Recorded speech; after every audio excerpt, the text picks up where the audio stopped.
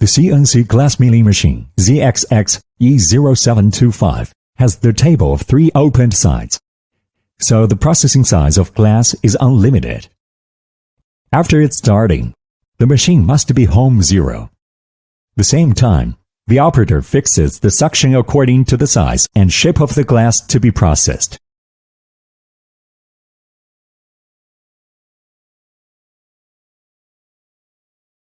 After setting the tool, import the CAD drawing, generate the processing path, and start the glass processing. This video shows the cutouts making and edging function. Compared with cutouts by menu, the damage rate made by our machine is almost zero. The processing speed is fast, and the effect is beautiful.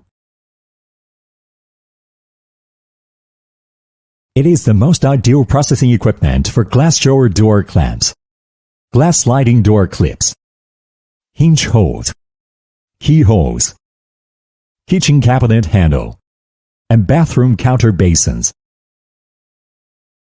For details, welcome to call 0086 159 699 55501.